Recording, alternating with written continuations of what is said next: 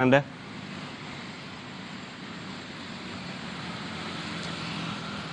Ya baik, selamat pagi Rahman dan selamat pagi saudara. Kembali kami dari NTMC Polri akan menginformasikan situasi arus lalu lintas pada pagi hari ini langsung dari kawasan Simpang Pangkalan Jati, Kalimalang, Jakarta Timur.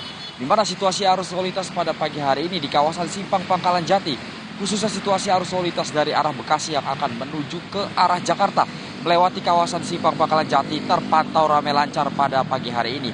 Situasi arus lalu lintas dari arah Pondok Gede yang akan menuju ke arah Jakarta melewati kawasan Simpang Pangkalan Jati terpantau ramai lancar pada pagi hari ini.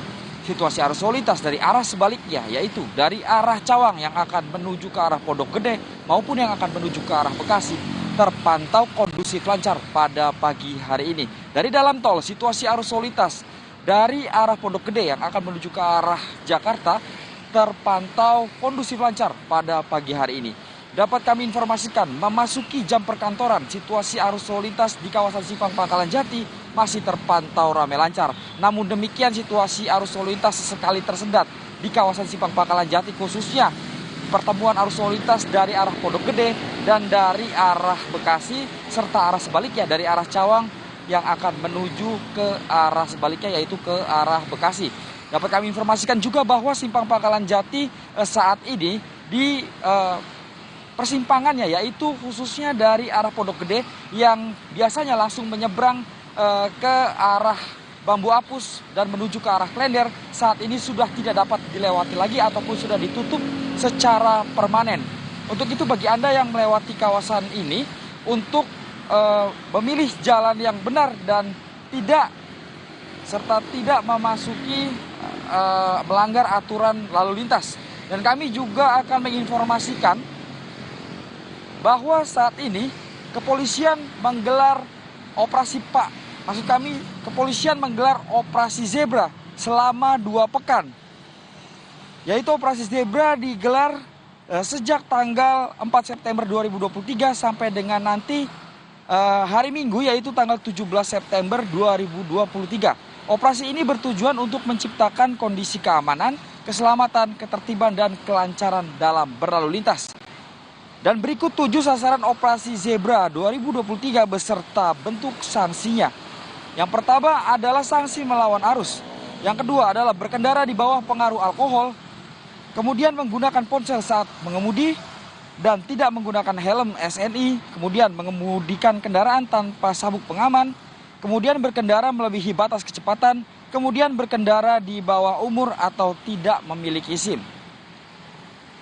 Perlu kami informasikan juga bahwa operasi Zebra ini digelar untuk tetap menjaga ketertiban serta keamanan masyarakat dalam berlalu lintas. Untuk itu bagi Anda yang berkendara, untuk selalu mematuhi aturan lalu lintas dimanapun Anda berada dan tidak membuat pelanggaran lalu lintas sekecil apapun.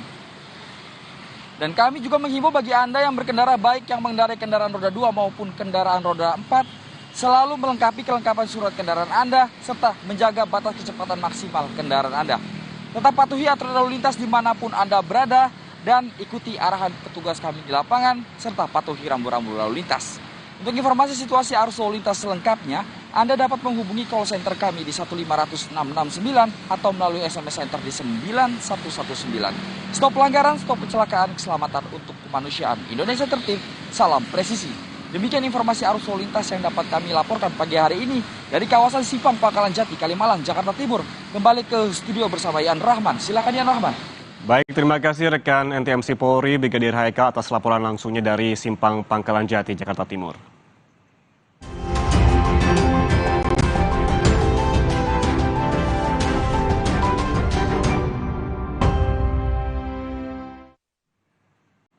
Saudara, pabrik karet di Mustika Jaya, Kota Bekasi, Jawa Barat terbakar. Kebakaran sempat merambat ke rumah warga.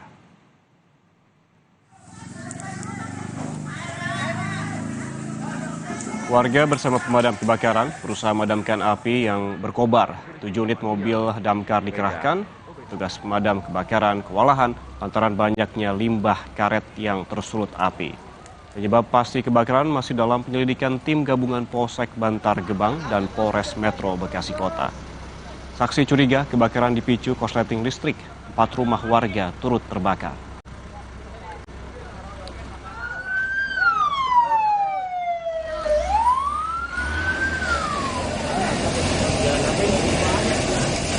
Kebakaran juga terjadi di kawasan Cakung, saudara. Kebakaran lapak barang bekas terjadi dini hari tadi. Api menghanguskan tumpukan kayu dan mesin bekas dan truk diduga disebabkan dari api untuk rokok.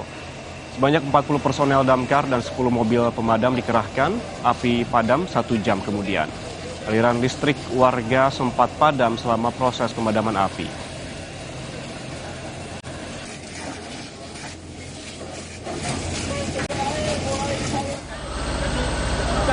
Kebakaran juga melanda sebuah tempat pemotongan kayu di Desa Jampang, Kecamatan Kemang, Kabupaten Bogor, Jawa Barat pada Rabu malam. Saat kejadian, posisi tempat pemotongan kayu sedang tidak beroperasi. Banyaknya material yang mudah terbakar membuat api dengan cepat membesar dan membakar sekitarnya. 4 unit mobil pemadam kebakaran dari kota dan Kabupaten Bogor diturunkan ke lokasi. Kurang lebih 2 jam api baru dapat dipadamkan. Kebakaran diduga akibat puntung rokok. Tidak ada korban jiwa dalam peristiwa ini.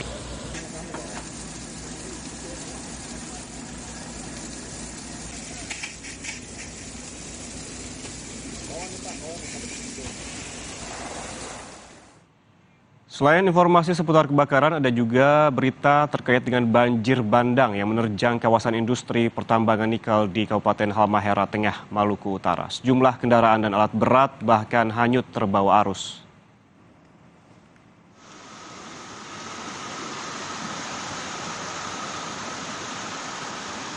Arus banjir yang deras bahkan menghanyutkan sebuah eskavator.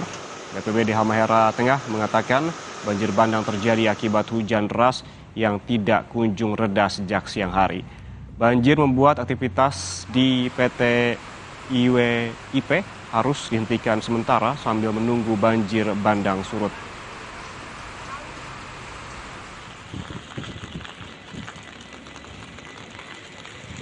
Aduh.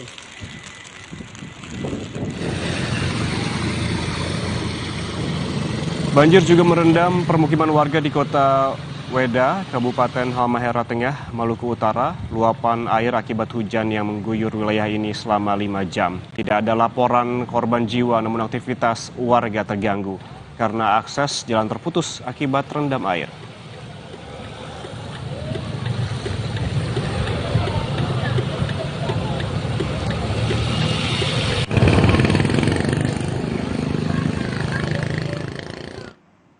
Saudara, pemilu akan kita laksanakan 14 Februari 2024. Pastikan untuk tetap mengikuti perkembangan terkini melalui Kompas TV Independen Terpercaya. Kami akhiri Kompas pagi hari ini. Saya Putri Oktaviani. Dan saya Yan Rahman, pamit undur diri. Terima kasih dan sampai jumpa.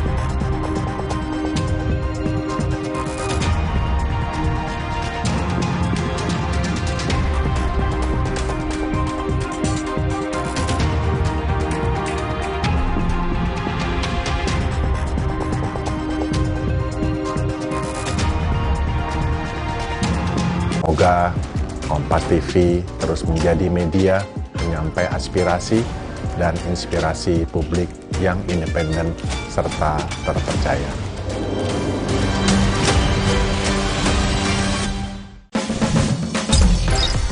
Kompas TV kini hadir di sejumlah layanan TV berlangganan. Nikmati program-program berkualitas Kompas TV di TV berlangganan pilihan Anda.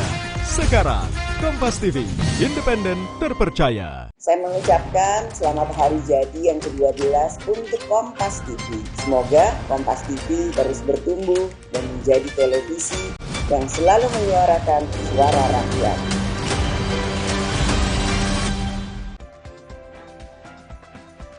Polisi menangkap 5 pelaku rumah produksi film porno. Polisi juga tengah meminta Kementerian Kominfo untuk memblokir situs web yang digunakan para pelaku.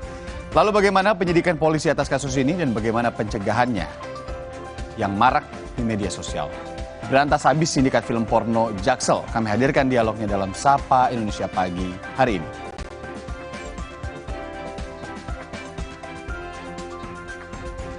Seorang lulusan SMA menjadi dokter gadungan selama 2 tahun. Pelaku memalsukan identitas saat melamar menjadi dokter.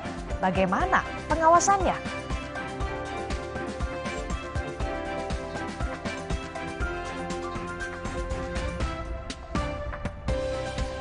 Viral, Ketua Umum Partai Amanat Nasional atau PAN, Zulkifli Hasan, terekam membagi-bagikan uang kepada masyarakat saat melakukan kunjungan kerja ke daerah. Bawaslu memastikan akan mengecek video ini sebelum memutuskan ada tidaknya pelanggaran.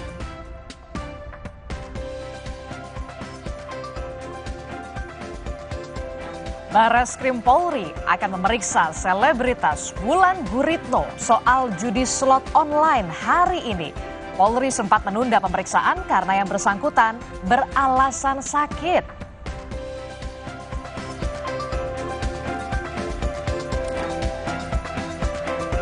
Pemerintah menggodok rencana pemberian sistem gaji tunggal ke aparatur sipil negara atau ASN. Sistem ini akan menggabungkan gaji dan tunjangan kinerja alias tukin dalam satu kali pemberian upah.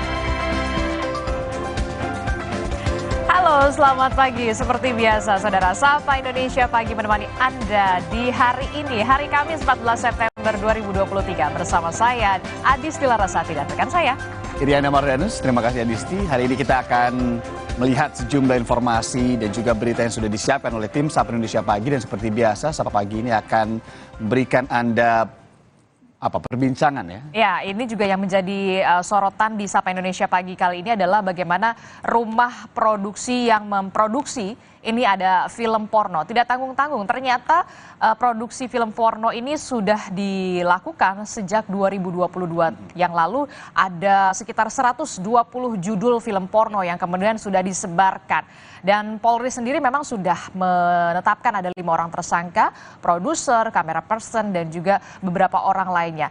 Apa yang menjadi kemudian latar belakang dan siapa saja yang terlibat? Kabarnya ini Irianda ada beberapa nama, salah satunya adalah selebgram terkenal juga yang rencananya akan dipanggil untuk diperiksa di Polda Metro Jaya hari Jumat besok. Selebgram, kemudian ada artis dan juga foto model, dalam bingkai besarnya adalah selebritas begitu ya. Yang kemudian nanti kita dalami juga apa alasannya kalau dari sisi kriminologi di sana. Kemudian juga nanti kita juga pantau perkembangannya sudah sampai mana penyelidikannya, karena memang dari informasinya ada 17 yang akan dipanggil oleh polisi Polda Metro Jaya untuk diperiksa lebih lanjut. Tapi bingkai besar dialog kita hari ini sepertinya juga mengacu kepada bagaimana kemudian sisi negatif perkembangan teknologi ya Disti. Karena penyebaran film-film tersebut yang juga diproduksi secara ilegal ini disebarkan di sebuah platform gitu ya, website yang kemudian nanti pelanggan ini bisa memilih menu-menu berlangganan seperti di TV atau di film streaming lah begitu ya, platform streaming. Kemudian juga nanti kita akan berbicara soal maaf saudara, dokter gadungan. Ya, dokter. Kemudian juga sudah disidangkan. Ini ada di Surabaya, di mana dokter gadungan ini menggunakan internet sekali lagi untuk kemudian memalsukan dokumen-dokumen milik dokter asli yang kemudian dia gunakan untuk ya salah gunakan lah ya dalam arti untuk kemudian membuka praktik, ya itu dia. Padahal ternyata dokter gadungan ini lulusan SMA. Dan yang juga menjadi sorotan lain adalah sorotan politik. Saudara, kita tahu kemarin ada rapat perdana yang dilakukan oleh koalisi parpol pendukung Ganjar Pranowo yang memang merupakan rapat perdana yang dipimpin tim pemenangannya adalah Arsyad Rashid. Tidak hanya koalisi Ganjar Pranowo ternyata, koalisi Anies Baswedan semalam juga tengah melakukan konsolidasi, rapat konsolidasi yang menghasilkan kemudian tim pemenangannya disebutnya adalah tim Amin, tim pemenangan Amin. Tim pemenangan Amin. Anies Muhaimin begitu ya. Itulah kenapa juga harian Kompas kalau kita baca pagi hari ini juga menuliskan bahwa aroma pemenangan Pilpres luar biasa. yang santer ini sudah semakin dekat begitu ya, Adis ya. Pergerakan politiknya sudah semakin gesit ya. Nanti tentu kita lihat perkembangannya seperti apa, tapi sebelum ke sana dan tentu saudara nanti juga ada Kompas Bisnis. Nah, sebelum ke sana kita akan berikan Anda sejumlah informasi terlebih dahulu. Ini yang pertama terkait dengan banjir bandang yang menerjang kawasan industri pertambangan nikel di Kabupaten Halmahera Tengah, Maluku Utara. Sejumlah kendaraan dan alat berat bahkan hanyut terbawa arus.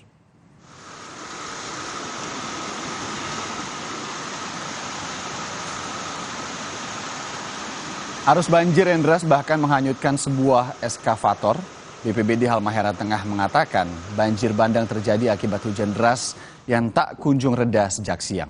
Banjir membuat aktivitas di PT IWIP harus dihentikan sementara sambil menunggu banjir bandang surut.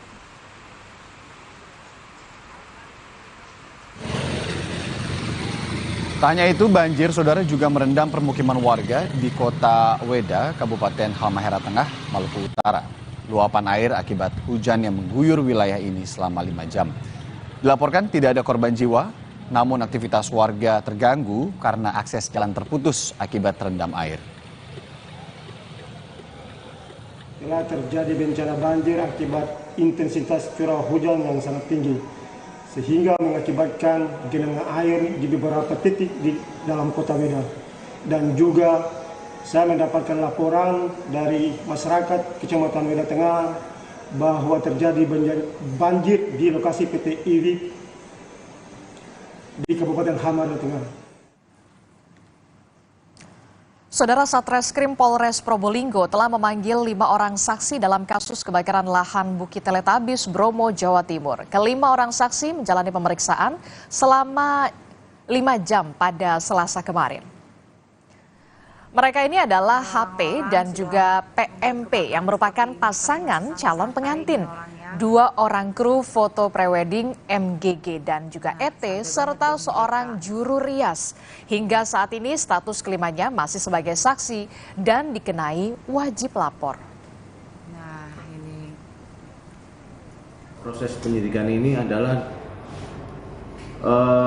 kita mau menentukan peranan-peranan dari 5 orang ini harus dengan hati-hati, harus dengan prosedur yang ada. Salah satunya adalah pemenuhan 2 alat bukti yang cukup. Pabrik karet di Mustika Jaya, Kota Bekasi, Jawa Barat terbakar. 4 rumah warga bahkan turut terbakar.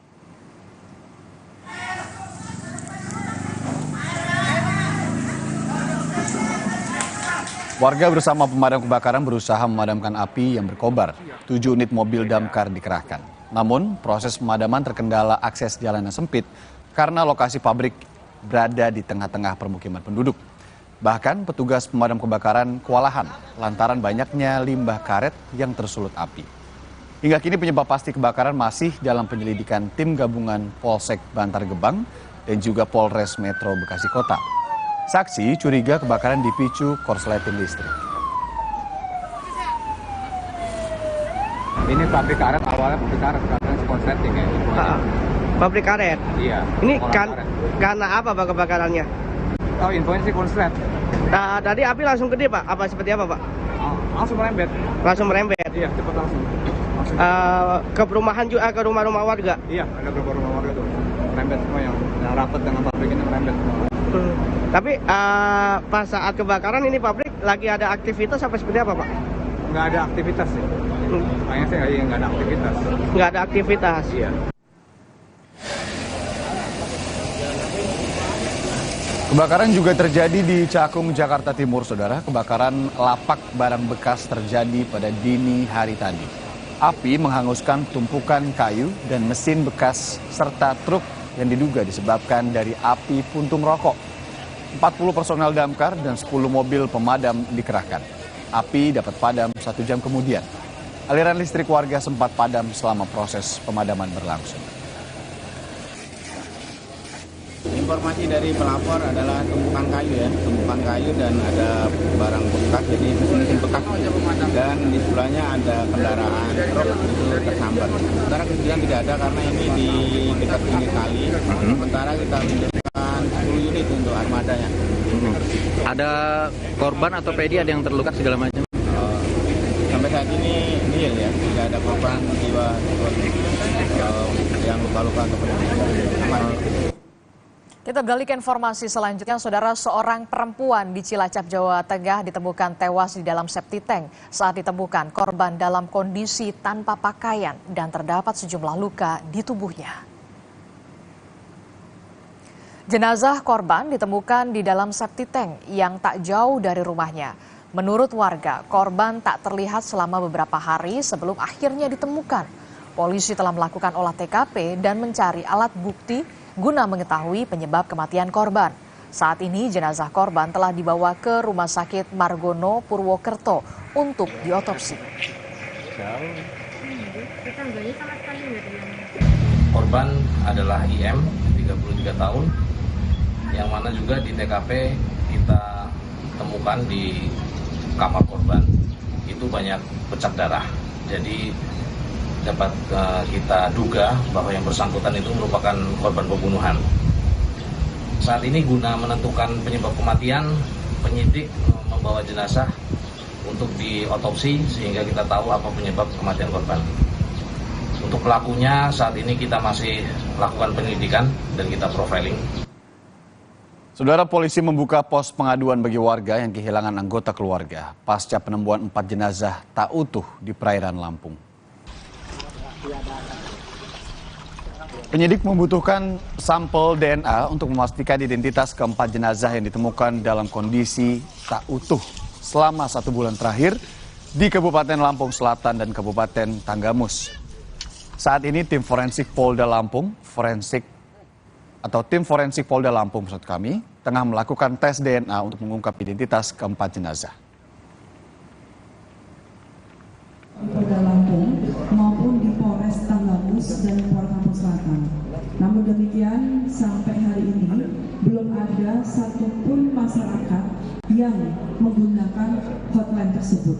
Kami berharap setelah ini mudah-mudahan sudah ada masyarakat yang melapor atau menginformasikan sehingga tim kami bisa lebih bekerja secara lebih efektif dan efisien dan bisa segera mengungkap jati diri identitas dari keempat mayat tersebut. Sebanyak 9 remaja diringkus polisi karena diduga terlibat kasus prostitusi online. 3 diantaranya ditetapkan sebagai tersangka dalam kasus tindak pidana perdagangan orang. Aparat kepolisian dari Polsek Rapocini, Polrestabes Makassar menangkap 9 orang remaja di bawah umur yang diduga kuat terlibat kasus dugaan prostitusi online di salah satu wisma di Jalan Pelita, Kecamatan Rapocini, Kota Makassar. Kami sengaja menyamarkan para korban karena masih di bawah umur. Di antara pelaku yang ditangkap ada yang berstatus sebagai pelajar. Kasus ini terungkap karena adanya laporan masyarakat terkait maraknya prostitusi online. Para pelaku menggunakan aplikasi online untuk mencari pria hidung belang. Polisi juga turut mengamankan barang bukti 2 unit telepon genggam serta uang tunai senilai Rp80.000. Para pelaku kini diserahkan ke Polrestabes Makassar untuk diperiksa lebih lanjut. Kami telah mengamankan pelaku yang diduga sebagai pelaku prostitusi online, di mana 4 orang diantaranya korban perempuan di bawah umur, kemudian ada mucikari 3, sedangkan 5 orang lainnya juga berteman melakukan minuman keras. Untuk modus operandi pelaksanaan prostitusi online ini, yaitu para mucikari ini kemudian menawarkan kepada lelaki untuk ditemani di hotel. Usai jeda kami kembali dengan sejumlah informasi lain. Ini ada sorotan politik juga di mana Ketua Umum Partai Amanat Nasional Zulkifli Hasan terekam membagi-bagikan uang kepada masyarakat. Bawaslu pun akan mengecek apakah ada tindak pelanggaran atau tidak.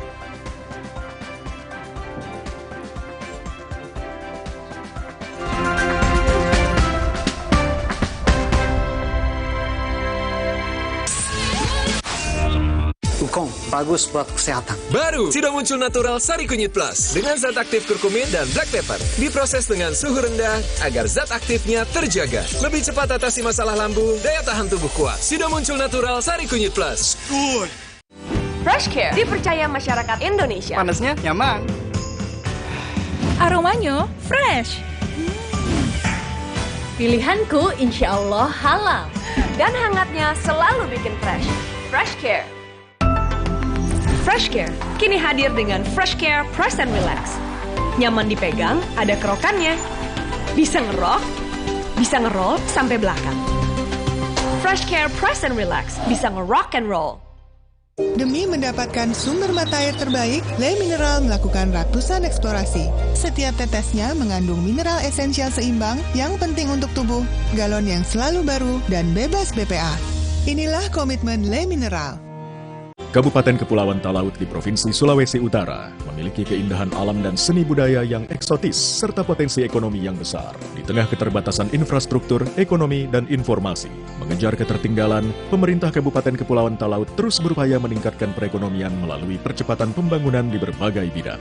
Apa saja upaya pemerintah Kabupaten Kepulauan Talaut? Zona Inspirasi, Kamis 14 September, pukul 2 siang di Kompas TV. Dipersembahkan oleh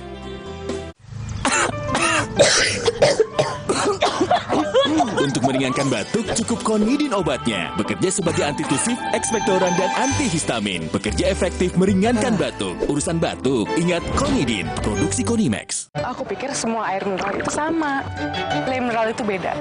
Le Mineral memang berbeda. Setiap tetesnya mengandung mineral esensial seimbang yang penting untuk tubuh dan juga membuat rasa airnya lebih segar. Segernya. Le Mineral. Le Mineral beda banget, lebih smooth, lebih segar.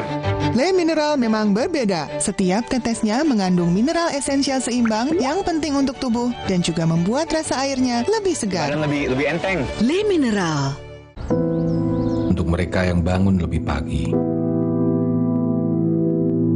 agar bisa mendengarkan lebih awal.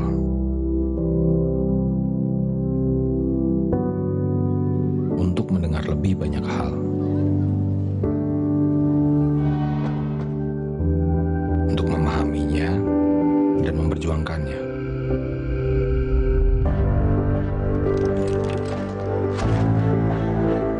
Membaginya tepat waktu.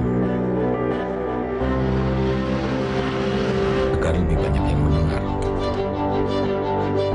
Lebih banyak yang melihat.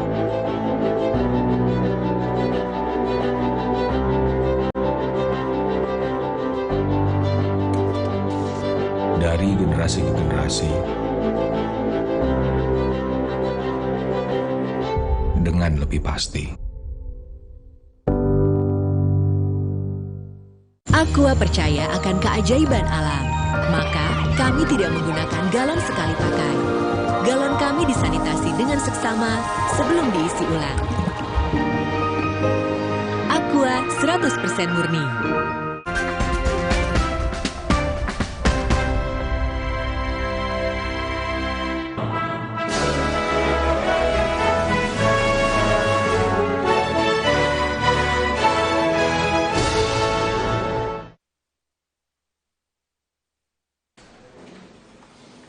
Visitasi tim verifikasi lembaga penyelenggara mediator non-hakim digelar di Gedung Fakultas Hukum Universitas Airlangga, Surabaya.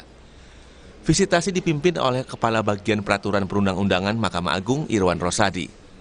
Dalam proses visitasi, ada sejumlah dokumen yang diajukan oleh Fakultas Hukum Universitas Airlangga, Surabaya.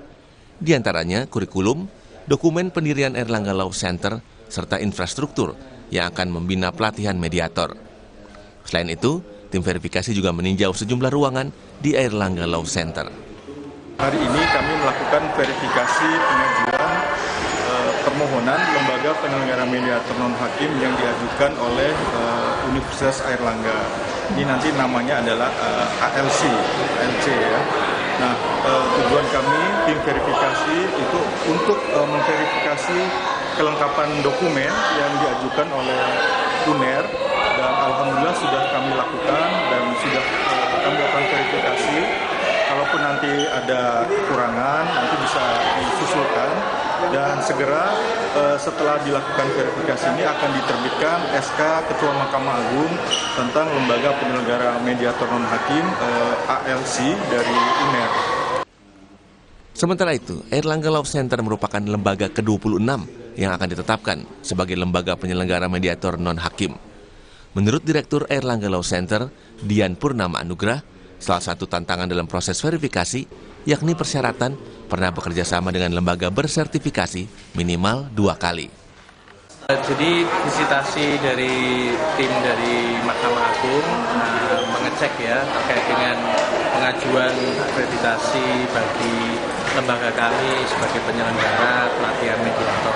Jadi ada beberapa dokumen tadi yang dicek, diverifikasi, antara lain terkait dengan kurikulum yang kami miliki, kemudian instruktur yang akan menjadi instruktur dalam pelatihan mediator kami, terutama yang sudah memiliki sertifikat TOT dari Mahkamah. Pembentukan lembaga penyelenggara mediator non-hakim bertujuan membantu Mahkamah Agung untuk mempercepat penyelesaian perkara. Hal ini diatur dalam Surat Keputusan Ketua Mahkamah Agung nomor 117 tahun 2018. Kika Madona, Kompas TV Surabaya, Jawa Timur.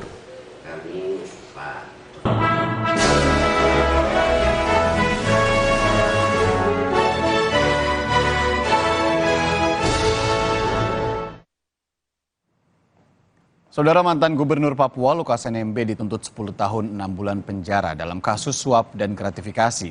Jaksa meyakini suap dan gratifikasi diterima NMB secara tunai maupun berupa aset hingga puluhan miliar rupiah.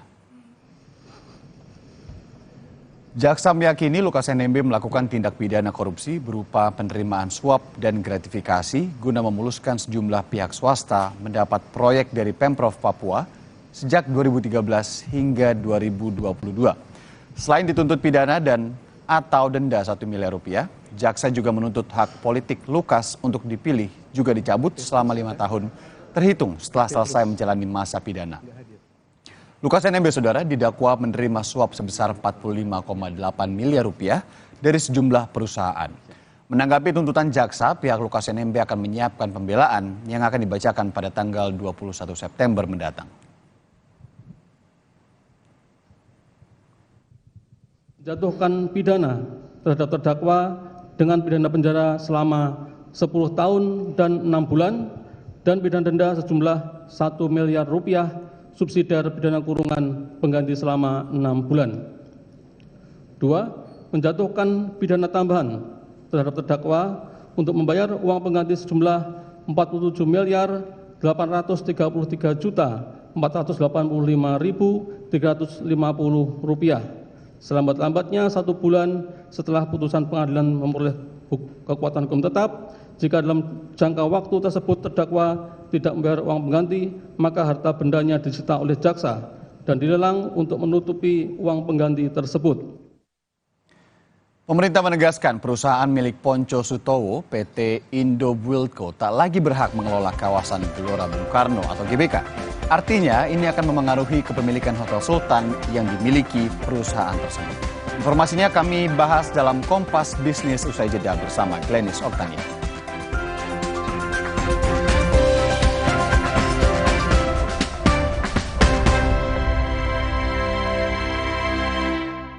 Mau mie, please. Khawatir anak minta mie terus? Tenang, kan ada mie oven, pilihan lebih sehat. Produksinya di oven, bukan digoreng. Air rebusannya jernih, mie-nya kenyal, bumbu basahnya bikin lebih enak. Aku juga mau.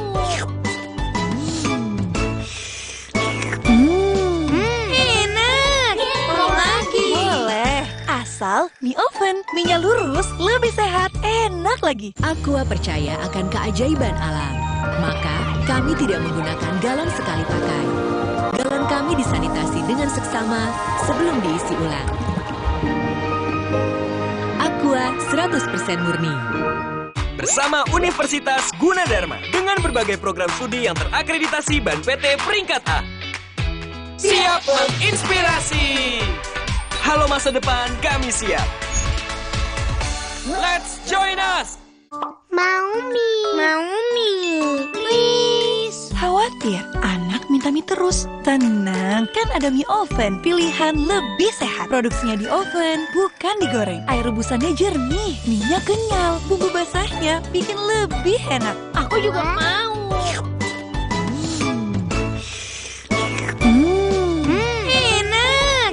Mau lagi? Boleh. Asal mie oven, minyak lurus, lebih sehat, enak lagi. Aqua percaya akan keajaiban alam. Maka kami tidak menggunakan galon sekali pakai. Galon kami disanitasi dengan seksama sebelum diisi ulang. Aqua 100% murni. Solar The Card Game, produk baru dari Harian Kompas. Dapatkan di marketplace kesayangan Anda. Duh, Menir, anak saya main HP mulu nih. Bagaimana ya? Dulu, anak saya juga begitu. Tapi sejak beli Pala The Card Game, sekarang saya diajak main melulu.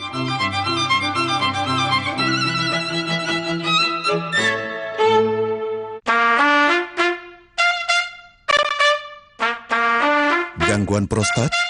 Minum Prostakur. Prostakur melancarkan kencing karena gangguan prostat.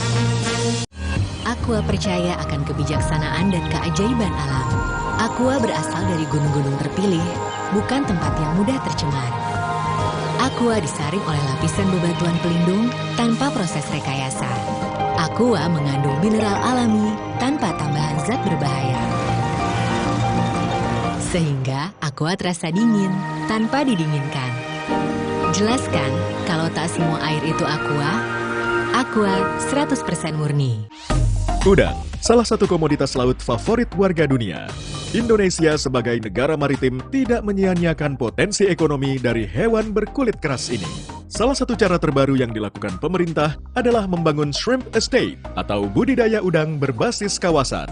Selengkapnya ikuti Indonesia Bergerak, Kamis 14 September pukul 9:30 pagi di Kompas TV.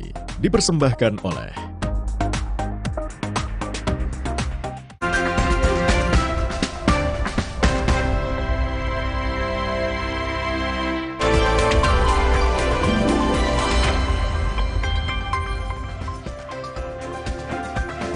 Halo, selamat datang di Kompas Bisnis bersama saya Gleni Soktania. Pembangkit listrik tenaga air atau PLTA Kerinci dibangun dengan nilai investasi 13 triliun rupiah. Hingga saat ini pembangunan sudah mencapai 67%.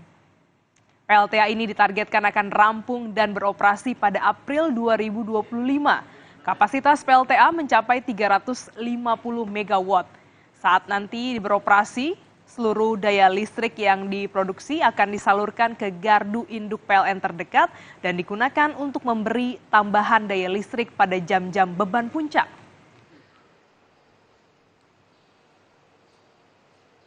Ini proyek yang sangat penting apalagi dewasa ini, di mana dunia termasuk kita mengurangi polusi. Maka salah satu 40% penyebab polusi itu karena PLTU kan. Nah, karena itu PLTU harus diganti dengan yang bersih dan renewable ini. Nah, inilah salah satunya PLTA. Nah, jadi saya selalu melihat kemajuan itu. Dan di samping itu kita sudah mempunyai 4 PLTA seperti ini. Ada di Poso, ada di Toraja, ada di sini. Juga dia sedang mulai kita bangun lagi di Mamuju. Jadi, tapi ini yang paling artinya luas dia punya wilayah pekerjaan. Beralih ke informasi lainnya, Saudara, pemerintah menegaskan perusahaan milik Ponco Sutowo, PT Indo Bulkindo, tak lagi berhak mengelola kawasan Gelora Bung Karno atau GBK. Ini artinya akan memengaruhi kepemilikan Hotel Sultan yang dimiliki perusahaan tersebut. Kapolri Jenderal Listio Sigit Prabowo mengatakan akan melakukan sejumlah langkah untuk mengambil aset negara sebab Kapolri menilai ada potensi pidana baru. Potensi pidana yang dimaksud berupa pidana umum dan juga tindak pidana korupsi. Kapolri berjanji akan mengawal proses pengembalian aset dan lahan hingga selesai. Ada keputusan yang bersifat eksekutorial yang tidak dilaksanakan oleh PT Indobilco dan ini memunculkan potensi pidana baru, mulai dari masalah pidana umum maupun yang terkait dengan Undang-Undang Tipikor. Oleh karena itu, kami akan kawal prosesnya, baik proses pembebasan yang dilakukan berdasarkan aturan terkait dengan pengembalian kembali aset ataupun lahan, maupun memproses potensi pidana baru. Tim kuasa hukum Pusat Pengelolaan Komplek Gelora Bung Karno menyebut pihak Indo Bulkindo tidak mengeluarkan uang sepeser pun saat mendapat hak guna bangun karena menggunakan uang Pertamina untuk pembebasan lahan hotel dan juga kewajiban pembangunan plenary hall.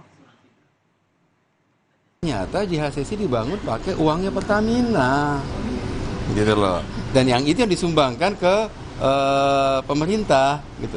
Bang Ali marah dan menyurati JB Sumarlin waktu itu, ya, disampaikan kepada Pak JB Sumarlin Menteri waktu itu, ya, ternyata itu digunakan uang Pertamina pada kenyataannya. Nah, karena itulah kemudian diberikan beban tambahan yang royalti yang dibayarkan oleh mereka tahun 2006 berdasarkan putusan pengadilan, ditambahkan di sana beban JHCC. Ya sudah, nggak apa-apa juga, gitu ya, sudah dijalankan. Tetapi dari 2006 sampai 2007, gitu ya, sampai 2023 sekarang itu mereka belum bayar royalti sama sekali. Sedang dihitung oleh BPKP berapa seharusnya royalti yang terhutang.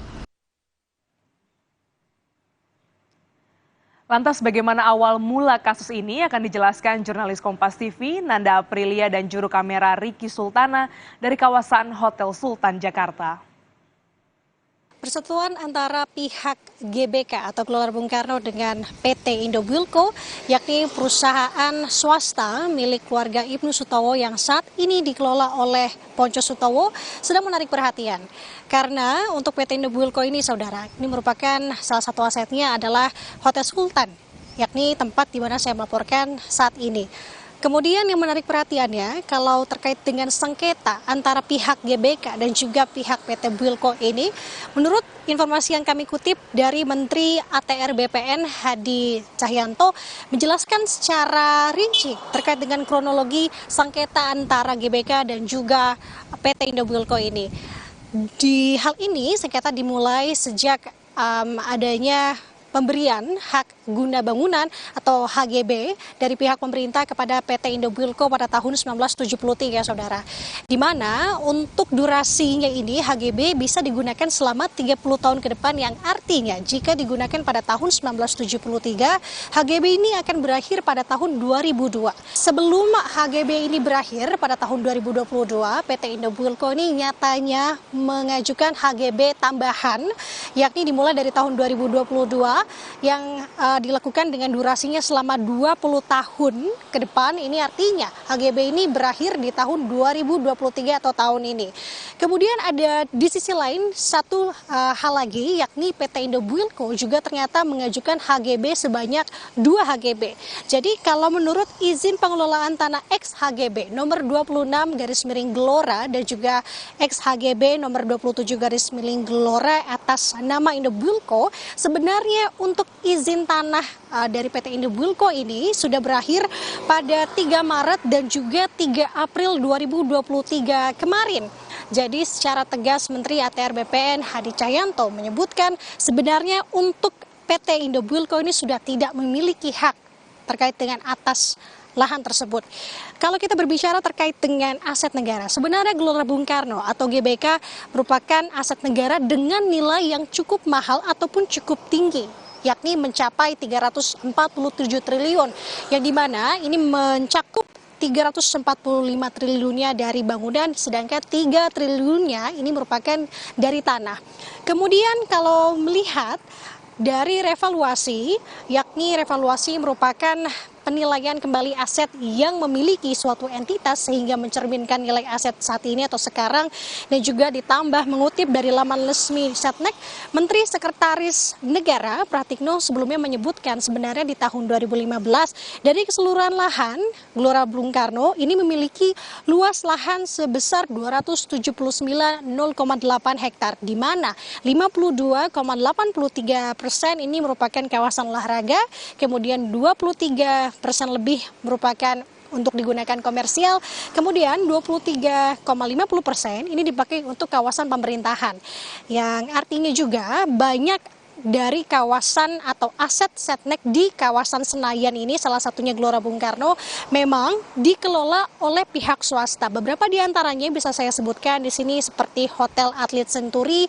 Taman Ria, Mall ITC Senayan, dan salah satunya adalah Hotel Sultan milik dari PT Indobuilko. Tidak hanya itu, berbicara juga di sini nyatanya kasus sengketa lahan GBK dan juga PT Indobuilko ini sudah masuk ke ranah hukum. Informasi dan hal yang kami dapat di sini, sengketa ini sudah berulang kali disidangkan, di mana PT Indobuilko ini menggugat negara sejak tahun 2006 silam terkait sengketa lahan pengelolaan Hotel Sultan oleh PT Indobuilko ini. Kemudian juga informasi yang kami dapat berulang kali bahwa gugatan ini kalah di tingkat PK atau peninjauan kembali. Sementara itu yang bisa saya sampaikan terkait dengan perkembangan kasus sengketa ini, Nanda Aprilia, Riki Sultana melaporkan langsung dari Jakarta. Usai jeda, saudara, kami kembali dengan informasi pemerintah menggodok rencana pemberian sistem gaji tunggal ke aparatur sipil negara. Sistem tersebut akan menggabungkan gaji dan tunjangan dalam satu kali pemberian upah.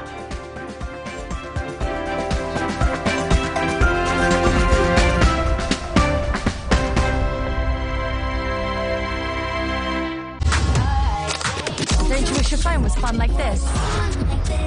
Don't you wish your phone could fit in here? Don't you? Samsung Galaxy Z Flip 5. Get it now. Siap untuk tantangan finishing baru? Yuk kita kotorin. Hah? Gimana cara bersihinnya? Pakai deterjen, tapi harus disikat berkali-kali. Warnanya pudar. Gimana ya? Deterjen aja emang gak cukup. Tambahkan Vanish Pink baru dengan 3 keunggulan. Hilangkan noda membandel tanpa harus repot. Aktif lindungi warna, bajunya panjang umur. Tiap mencuci, tambahkan Vanish Pink baru. 3 keunggulan. Vanish Pink baru. Gimana aku tahu Enfagrow E+ adalah pilihan terbaik untuk Dante? Dia menunjukkan tanda IQ tinggi, working memory yang kuat, memiliki problem solving skill, critical thinking, dan communication skill yang baik. Yuk Mam, bantu optimalkan IQ-nya dengan Enfagrow E+ MFGM Pro. Aqua percaya akan keajaiban alam, maka kami tidak menggunakan galon sekali pakai. Galon kami disanitasi dengan seksama sebelum diisi ulang. Aqua 100% murni.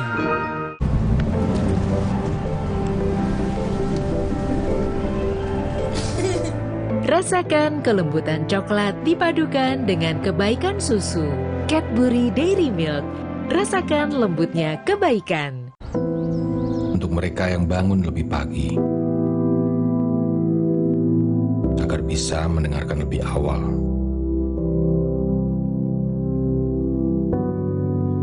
Untuk mendengar lebih banyak hal. Untuk memahaminya dan memperjuangkannya.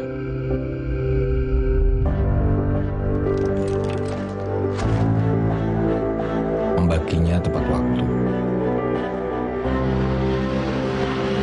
Agar lebih banyak yang mendengar.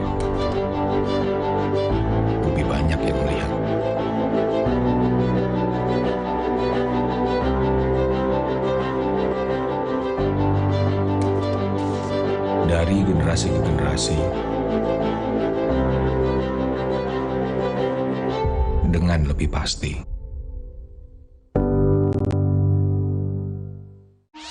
Udang, salah satu komoditas laut favorit warga dunia.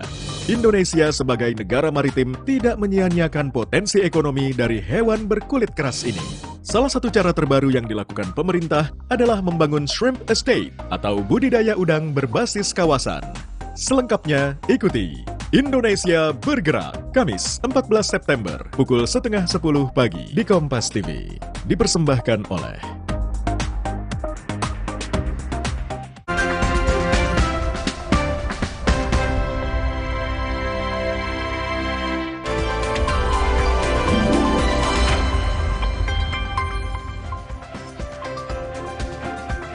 Saudara, Bank Indonesia kucurkan insentif 156 triliun rupiah untuk sektor hilirisasi. Sektor yang bisa mendapat insentif tak terbatas dari minerba saja, tapi juga non-minerba. Ada 5 prinsip utama yang ditetapkan Bank Indonesia dalam prioritas implementasi kebijakan insentif likuiditas makroprudensial atau KLM. Pertama adalah memberi daya ungkit ekonomi, kedua mendukung momentum pemulihan sektor tertentu, ketiga mendukung pembiayaan inklusif berwawasan lingkungan, keempat mengimplementasikan pembiayaan ke sektor komoditas tertentu, dan kelima sinergi kebijakan pemerintah untuk memperkuat struktur ekonomi.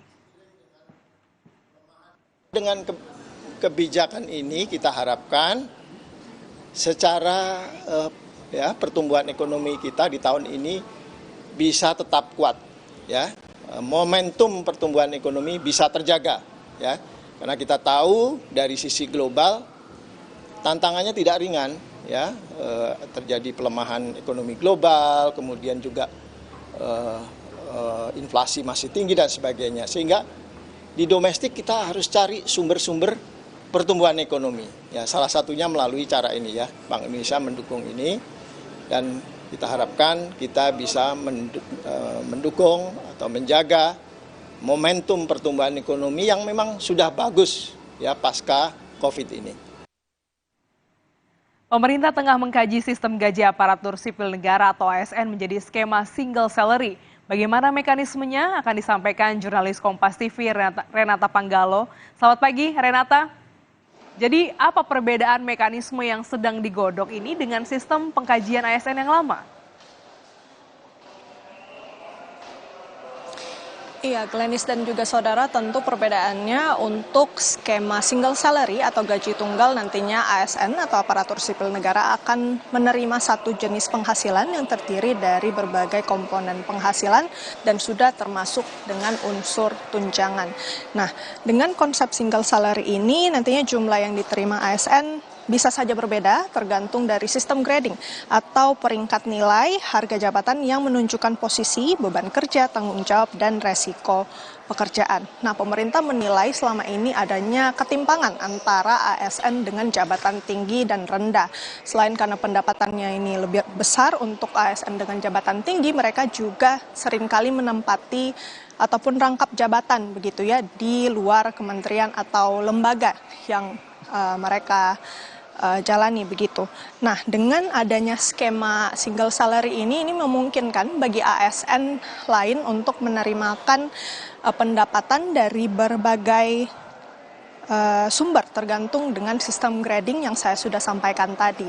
Nah, berdasarkan keterangan dari Menteri PPN atau Kepala Bappenas Suharso Monoarfa, nantinya juga skema single salary atau gaji tunggal ini bisa membantu ASN untuk menjaga daya beli ASN setelah pensiun, yang dimana kalau berbeda dengan skema yang sedang berjalan saat ini, skema yang baru atau single salary ini artinya akan mengatur pemberian asuransi kesehatan, kematian, dan juga hari tua. Nah, senada juga dengan Suharso Monoarfa, sebenarnya Ketua MPR Bambang Susatyo juga menyetujui adanya usulan pemerintah untuk menerapkan skema single salary ini karena nantinya bisa menghindarkan rangkap jabatan ASN yang masih lazim terjadi. Nah, terkait dengan skema single salary ini lebih lengkapnya mari kita dengarkan keterangan dari Menteri Menpan RB Aswar Anas berikut ini. Ya, itu kan baru exercise kemarin soal salary single salary itu kan baru di KPK dan di PPATK. Kita lihat modelnya. Karena nanti ini kan juga ada komplain orang yang kerja dengan kerja kok salary-nya sama. Nah, itulah yang jadi hitungan evaluasi kita nanti kita seperti apa. ASN ada ya Pak itu Pak? Ya, di RUU ASN nanti ini menjadi bagian yang ada perhatian dari situ. Berarti masalah mekanisme pengajuan pajaknya masih akan dibahas sama Bu Sri Mulyani ya Pak?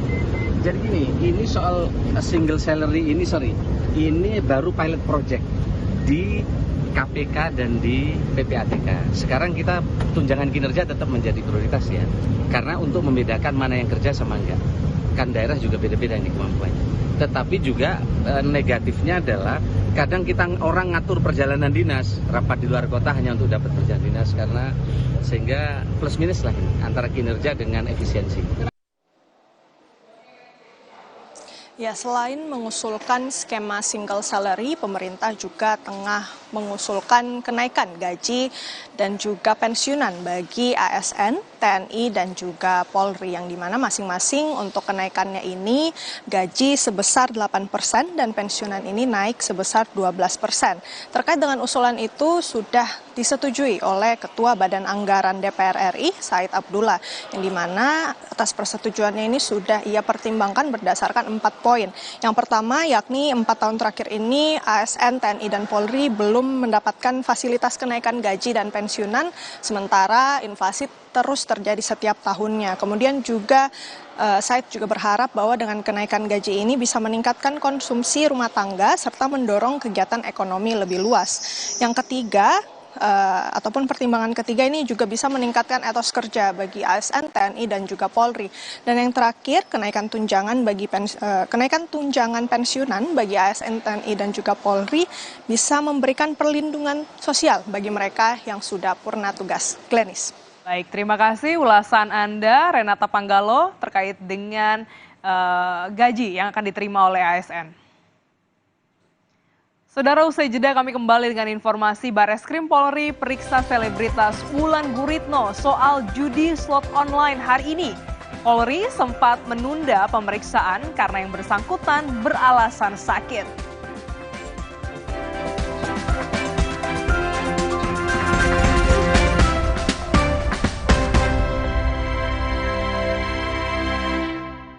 Aqua percaya akan kebijaksanaan dan keajaiban alam. Aqua berasal dari gunung-gunung terpilih, bukan tempat yang mudah tercemar. Aqua disaring oleh lapisan bebatuan pelindung tanpa proses rekayasa. Aqua mengandung mineral alami tanpa tambahan zat berbahaya. Sehingga Aqua terasa dingin tanpa didinginkan.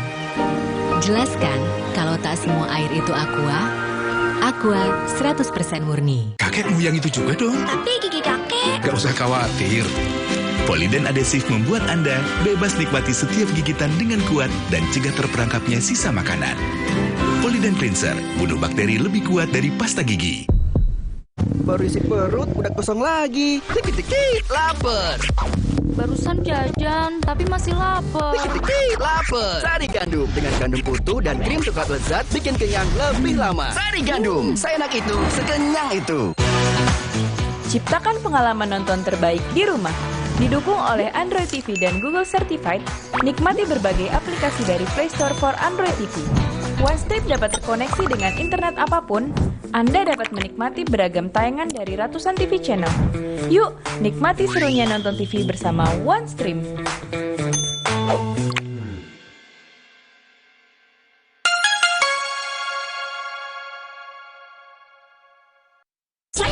Terus, enaknya terus.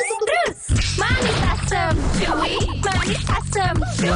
Manis asam, cuy. Saya oleh terus. Gak nempel di gigi. Slay oleh. Aqua percaya akan kebijaksanaan dan keajaiban alam. Aqua berasal dari gunung-gunung terpilih, bukan tempat yang mudah tercemar. Aqua disaring oleh lapisan bebatuan pelindung tanpa proses rekayasa. Aqua mengandung mineral alami tanpa tambahan zat berbahaya. Sehingga Aqua terasa dingin tanpa didinginkan. Jelaskan kalau tak semua air itu Aqua. Aqua 100% murni. Jamur ngeselin, Untung ada Zoralin, obat spesialis bantu cabutin jamur. Jamur ngeselin. Olesin Zoralin. Gimana aku tahu Enfagrow E+ adalah pilihan terbaik untuk Dante? Dia menunjukkan tanda IQ tinggi, working memory yang kuat, memiliki problem solving skill, critical thinking, dan communication skill yang baik. Yuk Mam, bantu optimalkan IQ-nya dengan Enfagrow E+ MFGM Pro. Udang, salah satu komoditas laut favorit warga dunia. Indonesia sebagai negara maritim tidak menyia-nyiakan potensi ekonomi dari hewan berkulit keras ini. Salah satu cara terbaru yang dilakukan pemerintah adalah membangun shrimp estate atau budidaya udang berbasis kawasan. Selengkapnya ikuti Indonesia Bergerak, Kamis 14 September pukul 9:30 pagi di Kompas TV. Dipersembahkan oleh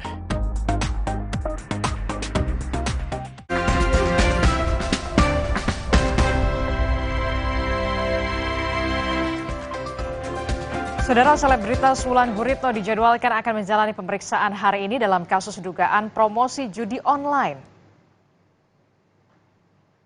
Mau memperkenalkan Direktur Tindak Pidana Siber Barreskrim Polri Brigjen Adi Vivit memastikan Wulan Guritno akan hadir guna mengklarifikasi mengenai dugaan keterlibatan dalam memproduksi atau mempromosikan judi online. Wulan sempat mengunggah story di media sosial miliknya tentang link judi online. Sebelumnya, Wulan ini dijadwalkan diperiksa pada Kamis pekan lalu, namun Wulan tidak hadir karena alasan sakit. Sesuai jadwal masih besok ya. Tapi udah konfirmasi Pak bakal hadir besok. Insya Allah mudah-mudahan hadir ya. Pak, selain Wulan ada yang bakal dipanggil lagi nggak Pak? Ada nanti. Siapa lagi Pak? Datanya banyak. Jurnalis Kompas TV Taufik Riyadi saat ini ada di Barreskrim Polri untuk mengikuti perkembangan pemeriksaan terhadap Wulan Guritno. Kita sapa terlebih dahulu. Taufik, selamat pagi. Taufik ini merupakan pemanggilan kedua terhadap Wulan Guritno yang diduga turut mempromosikan judi online. Informasinya akan confirm hadir. Sudah hadirkah di pagi hari ini? Ya, selamat pagi Adis dan juga saudara. Memang untuk saat ini Wulan Guritno masih belum hadir di Barreskrim Mabes Polri. Namun berdasarkan keterangan atau informasi dari Direktur Tindak Pidana Siber Barreskrim Mabes Polri, yaitu Brigjen Adi Vivit Bahtiar, mengatakan bahwa Wulan Guritno direncanakan akan hadir pada hari ini untuk menjalani pemeriksaan atau memberikan klarifikasi terkait dugaan kasus promosi judi online yang sempat dilakukan oleh dirinya pada tahun 2020 yang lalu. Dan untuk saat ini saudara, memang kami masih belum mendapatkan kapan jadwal pastinya.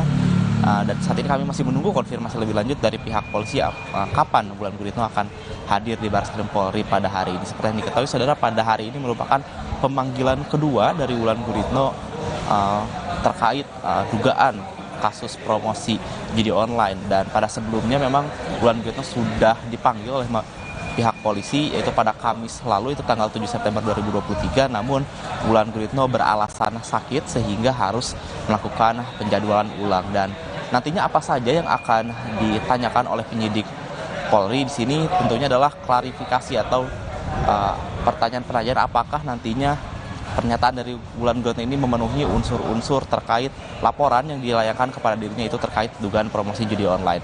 Dan jika nantinya Wulan Guritno dinyatakan memenuhi unsur tersebut, Wulan Guritno ini terancam dalam Undang-Undang ITE pasal 45 ayat 2 junto pasal 27 ayat 2 dengan ancaman 6 tahun pidana dan denda 1 miliar rupiah. Dan untuk saat ini saudara, kami masih menunggu terkait kedatangan Wulan Guritno. Dan berdasarkan informasi yang kami dapatkan, selain Wulan Guritno, pada pagi hari ini juga rencananya selebritas Vicky Prasetyo juga dijadwalkan akan menghadiri pemanggilan di Barreskrim Mabes Polri pada hari ini. Namun kami masih terus mengkonfirmasi kepada pihak polisi apakah benar kedua nama tersebut akan hadir secara langsung di Barreskrim Polri pada hari ini untuk menjalani pemeriksaan atau klarifikasi. Adisti.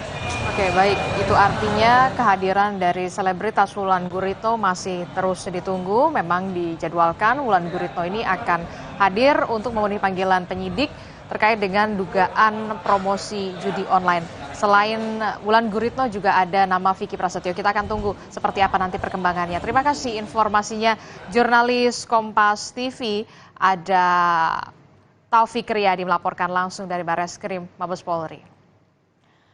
Saudara, informasi lainnya, saudara, hakim menjatuhkan vonis 5 tahun penjara terhadap Hasnaini Muin alias wanita emas. Hasnaini dinyatakan bersalah dalam kasus korupsi dana PT Waskita Beton Precast tahun 2016-2020.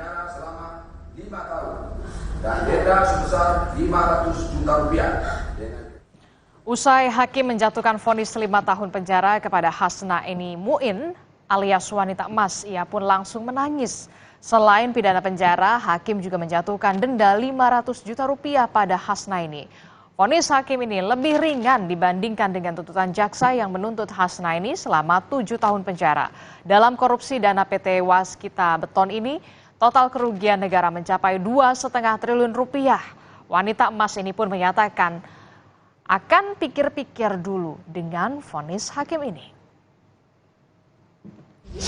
Ibu akan melakukan banding? Saya akan pikir-pikirkan dulu, akan didiskusikan nanti. Sekarang kan belum tenang ya, karena saya merasa bahwa saya dikriminalisasi dan dipolitisasi. Kenapa proses ini dari 2019 sampai 2020 di tahun politik tahun 2022, terus kasus saya ini baru diangkat. Itu yang membuat saya terpukul gitu. Kita ke informasi selanjutnya. Kejaksaan Agung menetapkan mantan Direktur Utama Jasa Marga sebagai tersangka dalam kasus dugaan tindak pidana korupsi pada pekerjaan pembangunan jalan tol Jakarta Cikampek 2 Elevated ruas Cikunir, Karawang Barat. Selain itu, Jampitsus Kejaksaan Agung juga menetapkan 2 orang lainnya sebagai tersangka. Diduga ketiga tersangka ini melakukan pengaturan pemenang lelang serta mengatur spesifikasi barang untuk menguntungkan pihak tertentu. Kejagung masih menunggu keterangan ahli terkait dampak pengurangan volume pengadaan barang terhadap pembangunan jalan tol MBZ. Ketiga tersangka ditahan selama 20 hari ke depan di rutan yang berbeda. Penyidik setelah melakukan pemeriksaan sebanyak 146 saksi dan rangkaian tindakan penyidikan lainnya termasuk penggeledahan di beberapa tempat dan penyitaan, telah menemukan minimal 2 alat bukti yang kami anggap cukup, dan selanjutnya pada hari ini kami menetapkan 3 orang saksi sebagai tersangka. Mereka adalah Saudara DD selaku Direktur Utama PT Jasa Marga Jalan Layang Cikampek atau JJC periode 2016-2020. Selanjutnya Saudara YM selaku Ketua Panitia Lelang JJC dan Saudara TBS selaku tenaga ahli jembatan PT Lapi Ganesha Tama Consulting. Kepala Dinas Penerangan Angkatan Darat atau Kadispenat Brigjen TNI Hamim Tohari menyampaikan permohonan maaf atas insiden kecelakaan yang melibatkan anggota TNI AD Letu GDW yang mengendarai mobil dengan berlawanan arah di Tol Layang MBZ.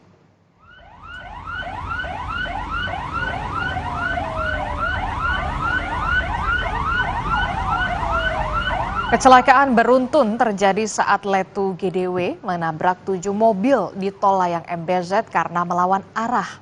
Akibatnya 3 orang terluka dan kini masih menjalani perawatan. Kadispenat menyebut saat kecelakaan terjadi Letu GDW pergi tanpa izin dari komandan satuannya. Akibat pelanggaran tersebut, Letu GDW diberikan sanksi disiplin militer. Saat ini pendalaman masih dilakukan terkait apakah Letu GDW mengonsumsi obat tertentu akibat penyakit yang dideritanya. Dan kami juga mohon maaf yang sebesar-besarnya kepada masyarakat atas apa yang dilakukan oleh salah satu oknum perwira kami kemarin di jalan tol MBZ yang dia putar arah yang menimbulkan kecelakaan. Ini masih didalami oleh Pom Dam Jaya. Dari keterangan sementara sebelum itu ada mengkonsumsi obat medis yang terkait dengan kondisi psikisnya, tetapi ini masih terus didalami. Panglima TNI Laksamana Yudo Margono mengirim tim Pusat Polisi Militer ke Pulau Rempang, Batam, Kepulauan Riau untuk menyelidiki ada tidaknya pelanggaran yang dilakukan prajurit saat bentrok konflik lahan di Pulau Rempang. Panglima TNI menegaskan pengiriman Puspom TNI untuk menyelidiki dan memastikan apakah ada oknum TNI yang terlibat dalam peristiwa bentrokan sengketa tanah di Batam antara polisi dengan warga. Yudo sudah mengimbau personil TNI agar tidak terlibat konflik dengan warga, sebab tugas TNI di sana hanya membantu dan berada di belakang polisi. TNI kan dalam hal ini adalah BKO pada Polri. Ya, kita berada di belakang untuk itu. Dan kalau kemarin mungkin ada keterlibatan TNI, hari ini kita turunkan dan Puspom TNI ke Batam ya untuk memeriksa ada nggak keterlibatan TNI di situ, ya, baik terhadap rakyat maupun ya, mungkin yang terlibat di dalam mafia tanah dan sebagainya. Sementara itu, warga Kampung Tanjung Banon, Pulau Rempang, Kecamatan Galang yang terdampak pengembangan mega proyek Rempang Eco City menolak relokasi dan pengosongan di Pulau Rempang. Hingga kini banyak warga setempat untuk memilih mengurangi aktivitasnya pergi ke laut guna mengantisipasi kedatangan petugas untuk mempertahankan kampung.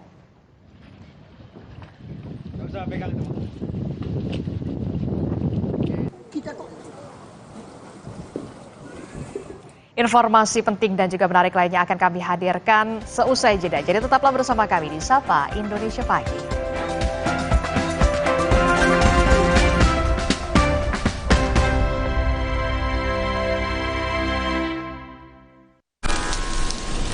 Kala ditemani gurih kentalnya kuah miso, pulau rumah wijen yang otentik, kehangatannya ingin terus keurangi. Indomie Ramin Series, nikmat otentiknya Pangsoko. Kabupaten Kepulauan Talaut di Provinsi Sulawesi Utara memiliki keindahan alam dan seni budaya yang eksotis serta potensi ekonomi yang besar. Di tengah keterbatasan infrastruktur, ekonomi, dan informasi, mengejar ketertinggalan, pemerintah Kabupaten Kepulauan Talaut terus berupaya meningkatkan perekonomian melalui percepatan pembangunan di berbagai bidang. Apa saja upaya pemerintah Kabupaten Kepulauan Talaut? Zona Inspirasi, Kamis 14 September, pukul 2 siang di Kompas TV. Dipersembahkan oleh Don't you wish your phone was fun like this? Don't you wish your phone could fit in here? Don't you? Samsung Galaxy Z Flip 5. Get it now!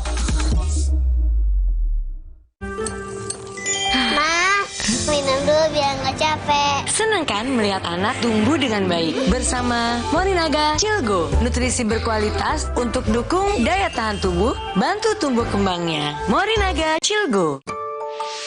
Wah, makan. Udah nggak takut kolesterol naik nih. Kan habis makan langsung Benecol. Planstan Esternya hajar kolesterol dari makanan yang habis kita makan. Nutri Benecol. Aqua percaya akan keajaiban alam, maka kami tidak menggunakan galon sekali pakai. Galon kami disanitasi dengan seksama sebelum diisi ulang. Aqua 100% murni. Baru isi perut, udah kosong lagi. Dikit-dikit, lapar. Barusan jajan, tapi masih lapar. Dikit-dikit, lapar. Sari Gandum dengan gandum utuh dan krim coklat lezat bikin kenyang lebih lama. Sari Gandum, seenak itu, sekenyang itu. Untuk mereka yang bangun lebih pagi, agar bisa mendengarkan lebih awal.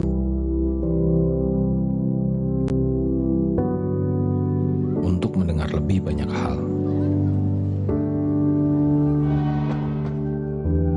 Untuk memahaminya dan memperjuangkannya.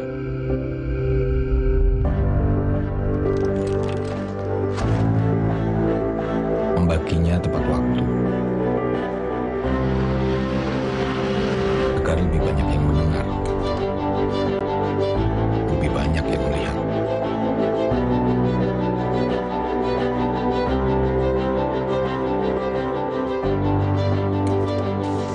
Dari generasi ke generasi, dengan lebih pasti. Biasanya pasta gigi bersiwak nggak enak dan bikin mual. Sekarang kita pakai pasta gigi baru Barakat. Kandungan siwak plus green tea-nya menyikat gigi lebih nyaman, bersih, dan segar. Gigi kuat cegah lubang sejak 1 kali sikat. Baru Barakat, gigi sehat, yakin Barakat.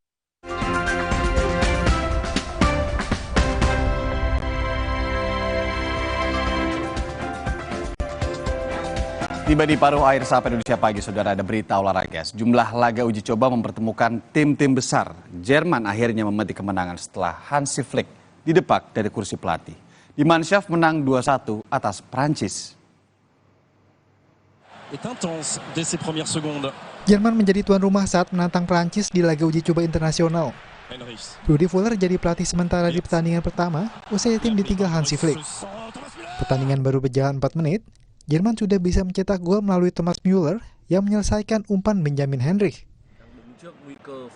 Menunggu cukup lama, gawang Prancis akhirnya kembali berhasil ditembus pada menit 87.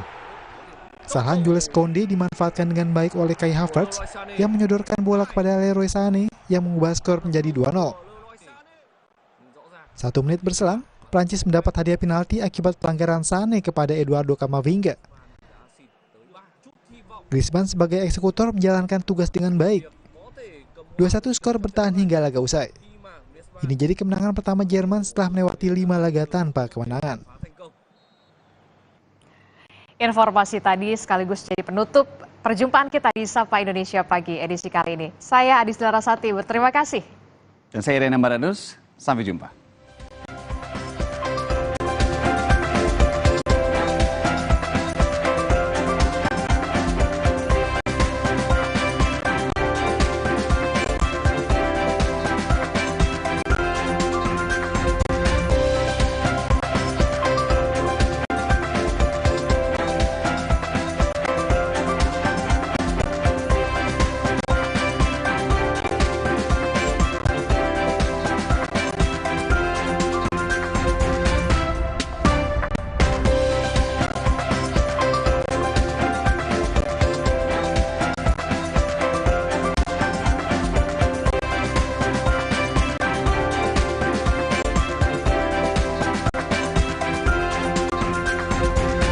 Selamat ulang tahun ke-12 Kompas TV. Semoga Kompas TV semakin menghasilkan karya-karya jurnalistik yang berkualitas, yang terpercaya, dan dapat menjadi rujukan masyarakat luas. Sesaat lagi, Anda akan menyaksikan Indonesia Bergerak. Dipersembahkan oleh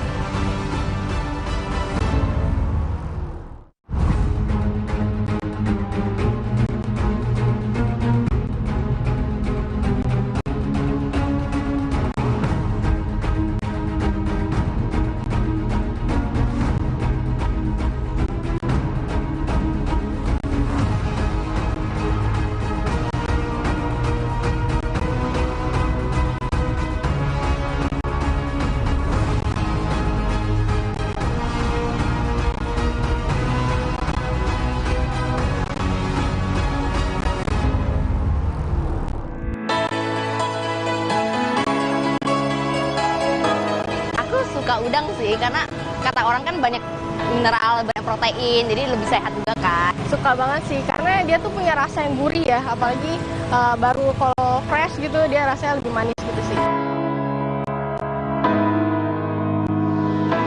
Kalau memungkinkan sih seminggu sekali ya.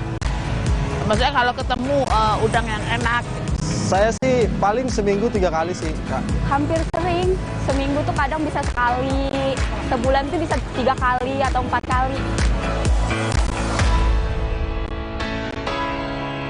Biasa sih makannya tauco udang. Saya sukanya sambal udang. Karena dimasakin sama mama saya, digoreng sih. Udang ditepungin sama saus padang, udah itu doang. Kadang bisa tempura atau enggak juga jadi sashimi aja, itu enak banget sih. Tak mengherankan memang jika udang menjadi salah satu primadona hidangan laut. Tentu banyak yang setuju bahwa udang punya cita rasa pembangkit selera. Tapi tahukah Anda, bukan hanya rasa, tapi kandungan nutrisi di dalamnya pun tidak main-main. Ya, udang merupakan makanan sumber protein. Ini menjadi sebuah fakta yang telah sohor. Namun, apakah itu saja? Tentu tidak. Udang juga mengandung zat besi, zinc, selenium, antioksidan, dan lemak baik omega-3. Zat gizi ini bermanfaat untuk mendukung tumbuh kembang anak, mencegah anemia, juga meningkatkan kesehatan jantung dan kelenjar tiroid. Nah, kalau seandainya dia dijadikan bagian dari sumber protein, mungkin bisa dikonsumsi beberapa kali seminggu bagian dari protein seseorang gitu. Jadi seseorang akan mendapatkan protein, juga mendapatkan omega 3. Nah, sekarang kita melihat tren anak-anak untuk konsumsi ikan kan jauh berkurang ya. Nah, mungkin dengan kehadiran udang yang cenderung rasanya lebih mudah diterima, itu bisa menggantikan bisa mensubstitusi atau menguatkan peran ikan, kandungan omega 3 pada ikan yang terdapat juga pada udang tersebut. Popularitas udang di tengah masyarakat itu baru secuplik contoh tingginya kebutuhan terhadap hasil kelautan yang satu ini. Mari kita tarik lebih jauh ke kebutuhan dunia. Dan ternyata permintaan pasar udang secara global menempati peringkat kedua setelah salmon. Peluang pasar itu akan sayang sekali jika tak dibidik serius oleh Indonesia yang notabene punya potensi maritim melimpah. Menurut Kementerian Kelautan dan Perikanan (KKP), Indonesia memasok sekitar 6,9% pasar udang dunia. 6,9% bisa jadi memang belum signifikan. Namun, bagi Indonesia sendiri, angka ini menjadikan udang sebagai komoditas ekspor hasil laut unggulan nomor 1. Dengan negara tujuan utama Amerika Serikat, Jepang, dan Cina. Dalam kurun waktu 3 tahun, pada 2020 hingga 2022, tercatat volume ekspor udang berfluktuasi dengan rata di angka sekitar 244.000 ton. Nilainya mencapai rata-rata 2,1 miliar dolar Amerika Serikat atau sekitar 31,8 triliun rupiah. Dibandingkan dengan jumlah udang yang bisa diekspor, produksi udang di dalam negeri jauh lebih besar. Untuk tahun 2022 misalnya, angka produksi udang tercatat 1,1 juta ton.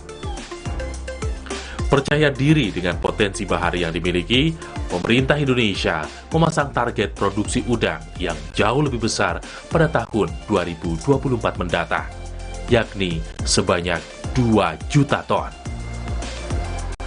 Proyek revitalisasi dan percontohan lewat tambak budidaya udang modern merupakan langkah awal yang dilakukan.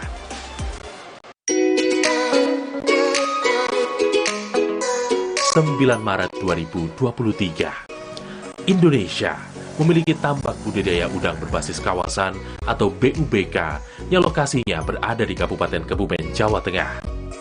Tidak tanggung-tanggung, BUBK di pesisir pantai selatan ini terhampar di atas lahan seluas 100 hektar. APBN yang dikucurkan untuk biaya pembangunan sebesar 175 miliar rupiah.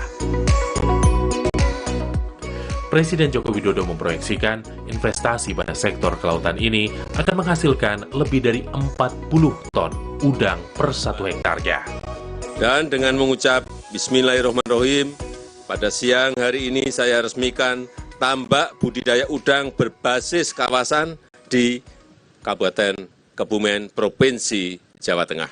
Ini akan menjadi sebuah contoh yang nanti bisa dikopi untuk provinsi yang lain, kabupaten yang lain, sehingga manajemen modern yang kita lihat sekarang ini bisa nantinya dikopi untuk diterapkan di daerah lain. Kita harapkan ini menjadi sebuah contoh yang baik bagi budidaya udang faname yang memerlukan kebersihan air, yang memerlukan betul-betul manajemen yang detail. Upaya tersebut dinilai baik dan patut mendapatkan dukungan. Setidaknya, itulah yang disampaikan oleh Yon Fitner, pengamat perikanan dari Institut Pertanian Bogor IPB. BUBK di Kabupaten Kebumen menurut Yon Fitner hadir dengan sejumlah perbaikan dari model tambak udang yang sebelumnya pernah digarap pemerintah.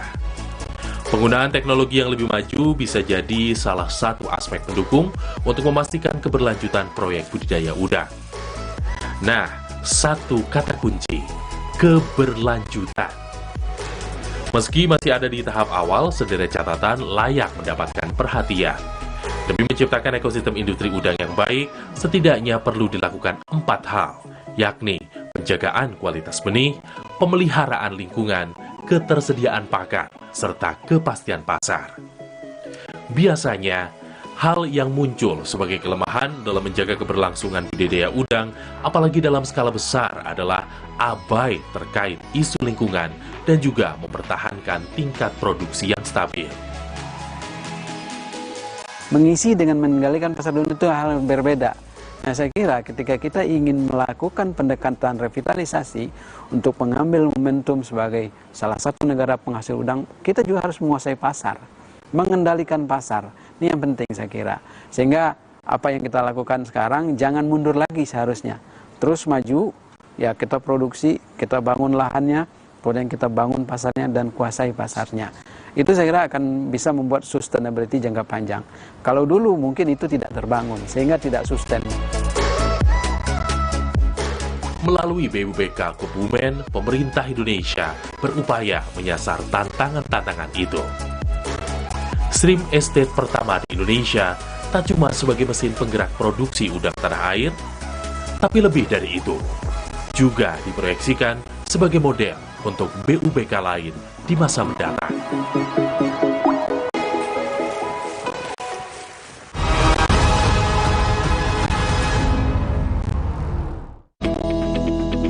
Bismillahirrahmanirrahim. Pada siang hari ini saya resmikan tambak budidaya udang berbasis kawasan di Kabupaten Kebumen. Ini menjadi sebuah contoh yang baik bagi budidaya udang Faname. Best practices yang 40 ton per hektar per siklus. Kalau setahun itu hampir 400 miliar. Nah, ketika panen kita memilih untuk mengambil tenaga kerja yang mengangkut hasil panennya itu ke tempat bangsal panen untuk menyerap bagaimana tenaga kerja ini bisa lebih banyak. Warga sekitar sini sangat mendukung adanya BUBK ini, Mbak, karena bisa menyerap lapangan pekerjaan. Kita bisa mencari ilmu sebanyak-banyaknya tentang pemeliharaan udang. Sebagai warga lokal, saya juga dapat bekerja di kampung halaman saya dan menerapkan ilmu selama saya kuliah. Secara pribadi saya berharap Kompas TV tetap menjaga persatuan Indonesia, kebinekaan, dan semangat kebangsaan. Kompas TV, independen, terpercaya. Ada ribut-ribut mau ditunda, mau diperpanjang, saya katakan tidak. Malah ini akan dipercepat. Terlalu lama bertengkar.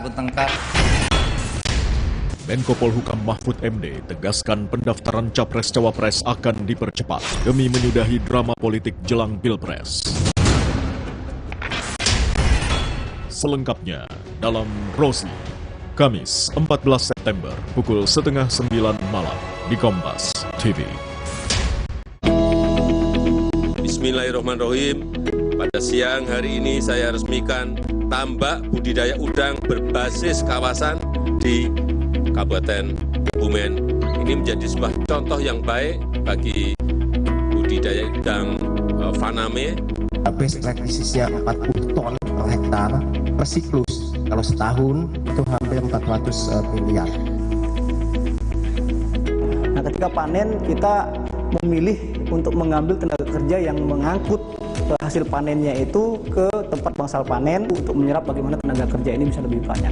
Warga sekitar sini sangat mendukung adanya BUBK ini, Mbak, karena bisa menyerap lapangan pekerjaan. Kita bisa mencari ilmu sebanyak-banyaknya tentang pemeliharaan udang.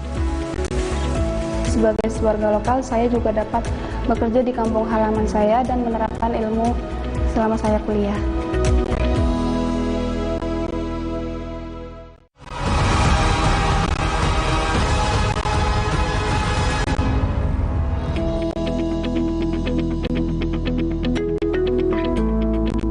Budidaya udang berbasis kawasan atau BUBK atau yang dikenal pula sebagai Shrimp Estate ini merupakan yang pertama kali ada di Indonesia.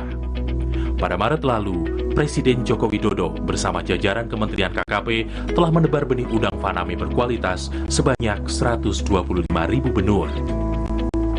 3 bulan berselang dari tanam benih perdana itu, panen udang jenis Faname di BUBK Kebumen pun digelar. Di usia kurang dari 100 hari ini, udang-udang telah mencapai size 50.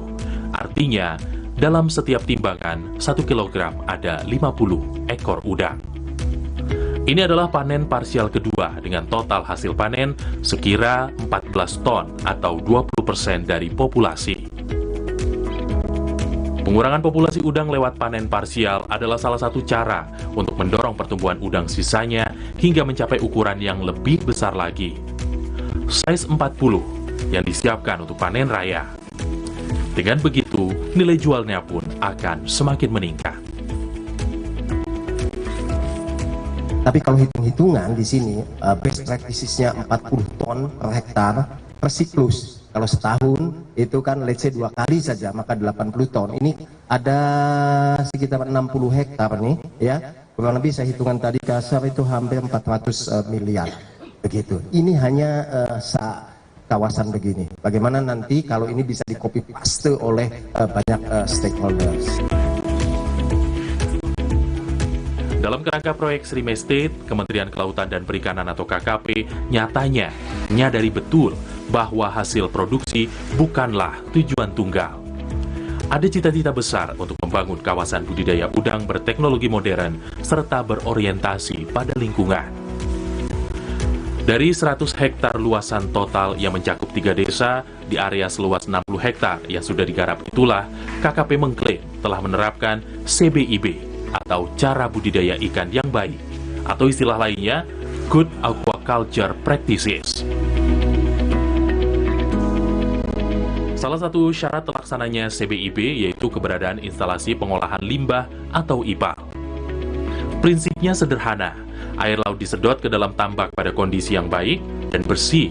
Maka setelah digunakan untuk pemeliharaan udang, wajib hukumnya berada dalam kondisi yang sama saat air itu dilepas kembali ke laut. Tambak udang yang ada di seluruh Indonesia yang lain, saya jamin belum sampai di level seperti yang sekarang ini. Nah ini terus disempurnakan. Intake-nya misalnya tadi masih sementara, nanti akan dibangun yang permanen oleh Pak Tulus Adikarya dan seterusnya. Lalu kemudian air yang masuk ke dalam kolam budidaya ke depan yang sekarang bersih sekali. Jadi kalau Anda lihat di situ ada yang tempat penampungan yang sangat bersih, bawahnya juga kelihatan. Ya seperti itu standar. Jadi dilihatnya bisa bagus. Sebelum membahas IPA lebih jauh, ada baiknya kita tarik untuk membahas yang umum lebih dulu.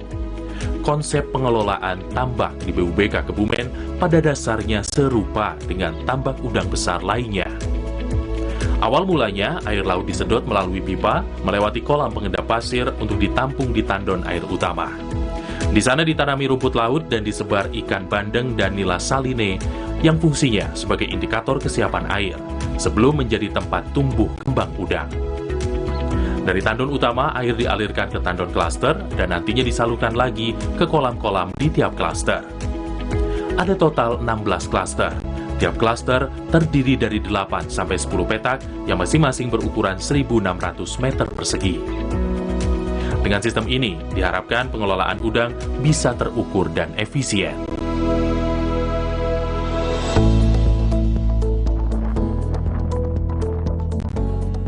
Di tahap pemeliharaan, pemberian pakan merupakan aspek krusial. BUBK Kebumen memiliki gudang pakan yang menjadi tempat para pekerja meracik santapan untuk para udang. Pelet pabrikan dicampur dengan bawang putih giling dan zat-zat lain. Pekerja kemudian menakar jumlah pakan yang akan diberikan dengan mengikuti hitungan indeks pakan. Karena itulah, besaran pakan tiap kolam bersifat tentatif, menyesuaikan kebutuhan masing-masing. Penebaran pakan diprogram 5 kali dalam sehari, yaitu pukul 7 pagi, 11 siang, 3 sore, 7 malam, dan 11 malam.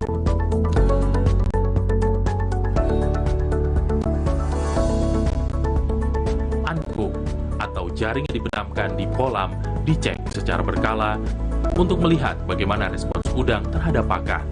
Habisnya pakan pada anko menjadi indikasi pakan di kolam juga habis dimakan, yang artinya udang dalam kondisi sehat dan lahap.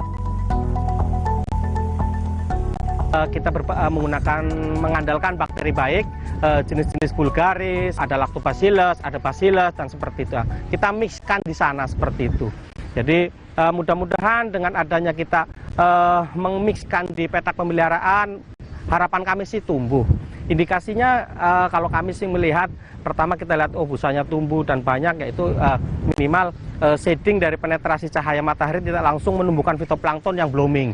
Masalahnya begini, kalau saya lihat dengan bloomingnya fitoplankton, biasanya khususnya wilayah selatan, kan saya lihat itu akan mempengaruhi terhadap respon pakan, juga berpengaruh di sana.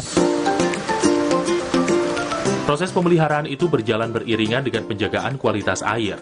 Kolam dibersihkan secara rutin, kotoran dan sampah sisa pakan disedot dengan selang untuk dialirkan ke kolam IPAL cluster. Terdapat masing-masing satu IPAL, sementara untuk 2 cluster. Pengendapan kotoran diproses di IPAL cluster ini. Air yang telah bersih kemudian disalurkan ke IPAL utama. Nah, di IPAL utama inilah dapat dilihat kualitas air limbah. Sebagai indikator, digunakan biofilter berupa rumput laut jenis Gracilaria. Jika rumput laut bisa hidup di IPAL utama, maka air limbah telah aman dikembalikan ke laut.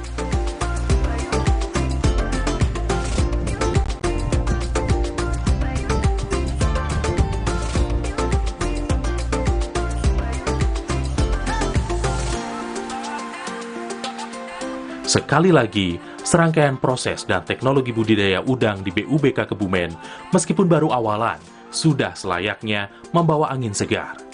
Target produksi 2 juta ton terus dikejar, menciptakan industri udang dalam negeri berkelanjutan juga jadi tujuan. Proyek sebesar Stream Estate tak bisa dihindari jadi magnet peluang kerja bagi masyarakat setempat. Posisi pekerja di tambak hingga peneliti di laboratorium diisi oleh talenta-talenta lokal Kebumen, khususnya anak-anak muda.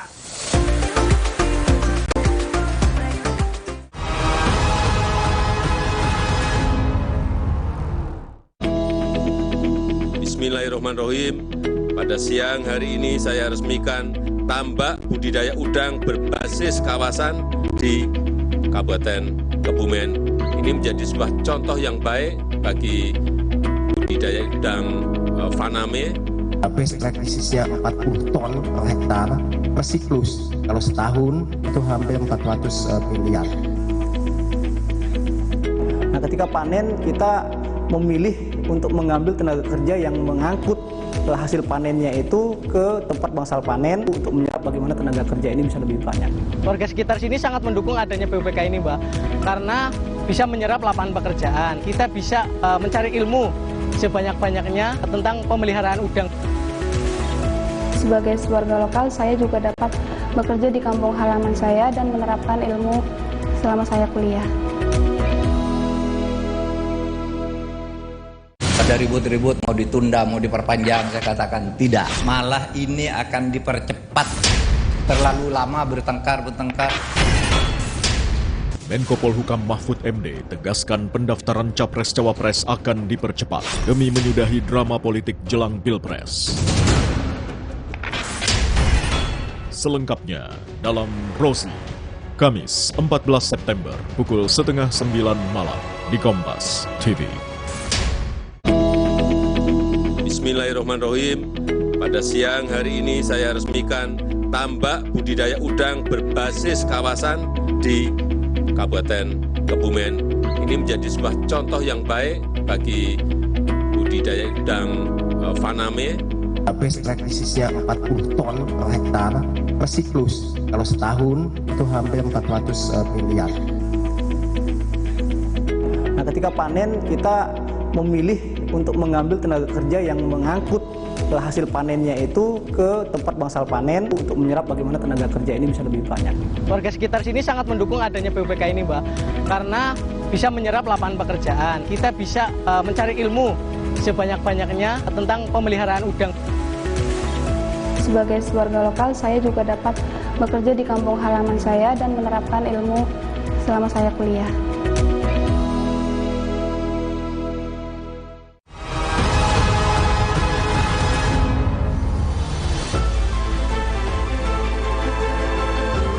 Sudah sepantasnya budidaya udang berbasis kawasan di Kebumen ini membawa banyak manfaat untuk berbagai pihak, tak terkecuali bagi masyarakat itu sendiri.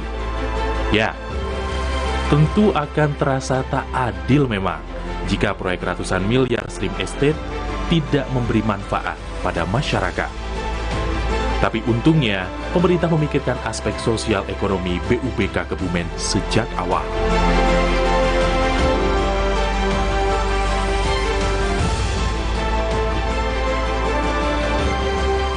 Sebelum BUBK beroperasi, pengelola BUBK di bawah KKP telah menjalin kerjasama dengan pemerintah daerah melalui Dinas Lingkungan Hidup dan Perikanan Kabupaten Kebumen. Dinas kemudian juga bekerja sama dengan 3 desa yang terdampak pembangunan kawasan tambak. Jalan kerjasama yang diambil salah satunya yakni perekrutan tenaga kerja dari masyarakat lokal. Saat ini terdapat 159 pekerja di BUBK Kebumen, dan dari jumlah itu sebanyak 80-90% merupakan warga setempat.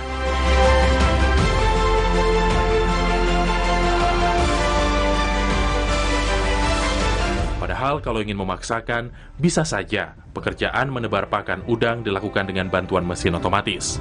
Nyatanya, opsi itu tidak dipilih. Itu contoh kalau saat ini di feeder ini kita punya 1 kolam, itu 2 kolam dipelihara atau dijaga oleh 1 orang tenaga kerja. Nah, kalau kita menggunakan automatic feeder ini bisa jadi 4 kolam mungkin 1 orang gitu, sehingga jumlah tenaga kerja yang terserap menjadi lebih sedikit. Itu salah satunya menggunakan automatic feeder. Kemudian yang kedua, ketika panen. Nah, ketika panen kita memilih untuk mengambil tenaga kerja yang mengangkut hasil panennya itu ke tempat bangsal panen, daripada kita menggunakan alat yang kalau kita taruh dia tinggal jalan sendiri, mungkin seperti conveyor lah kalau di bandara-bandara ya, itu tinggal ditaruh di jalan sendiri. Itu mungkin salah satu teknologi, beberapa teknologi yang kita lebih baik kita singkirkan dulu untuk menyerap bagaimana tenaga kerja ini bisa lebih banyak. Itu sih. Penyerapan tenaga kerja terlihat sebagai dampak paling nyata dari pembangunan proyek BUBK, terlebih di tengah fakta bahwa Kebumen menjadi kabupaten dengan angka kemiskinan tertinggi di Jawa Tengah. BUBK juga menjadi lokasi kajian studi bagi institusi dan pemerintah daerah lain. Secara tidak langsung membuka kesempatan ekonomi lebih besar bagi usaha penginapan, restoran, warung, dan UMKM. Inilah efek bola salju atau multiplier effect yang ditimbulkan. Belum lagi perputaran uang dari dalam BUBK itu sendiri. Pemerintah Kabupaten Kebumen mencatat pertumbuhan ekonomi setelah adanya BUBK meningkat di angka 5,79%. Terpaut jauh dari sebelum operasional BUBK, yakni hanya di angka 3,9%. Yang jelas, kalau kita berhitung secara keekonomian untuk gaji karyawan kita di BUBK ini per bulan itu sekitar 300 juta. Kita anggap 300 juta itu berputar ekonomi di Kebumen ini, mungkin kalau 300 kali 12 bulan ya bisa 3 miliar lebih lah untuk yang berputar di Kebumen secara keekonomian. Nah, yang selanjutnya kita sedang komunikasi dengan Pemda Kabupaten Kebumen untuk bagaimana dari Pemda ini juga ada mendapatkan PAD.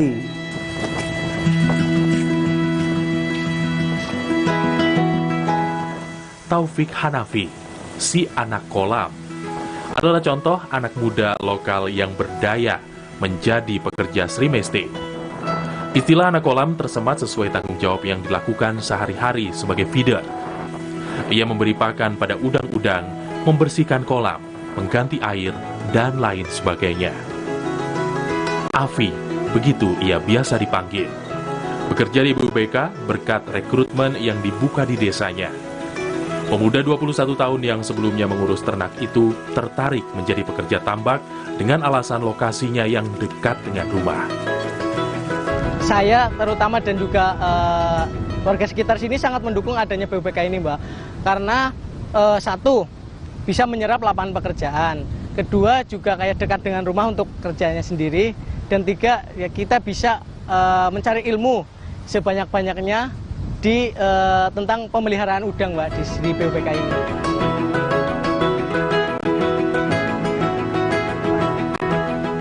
Tak jauh beda dengan Afi. teknisi budidaya bernama Faiz Alfarizi juga menyasar ilmu dan pengalaman dari pekerjaannya di BUBK. Ia bertugas mengontrol pakan dan mengontrol proses budidaya udang secara langsung dengan mengandalkan visual kolam. Saya bekerja di BUBK ini merupakan suatu kebanggaan, yaitu yang pertama dekat dengan rumah, kemudian juga bisa mengembangkan minat atau passion saya diterima di aquaculture udang faname. Kisah Angel lain lagi. Bermodalkan ilmu sebagai sarjana teknologi pengolahan sumber daya perairan dari Sekolah Tinggi Perikanan Jakarta dan sempat bekerja sebagai staf admin pada perusahaan ekspor-impor udang di Tangerang, Angel memilih kembali ke kampung halaman di Kebumen. Undangan bekerja di Shrimp Estate dari dinas tempat ia manfaatkan untuk bisa bekerja dekat dengan rumah.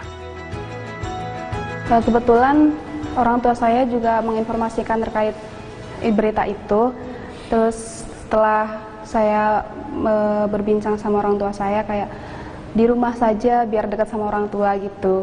Ya, saya akhirnya mendaftar di BUBK ini.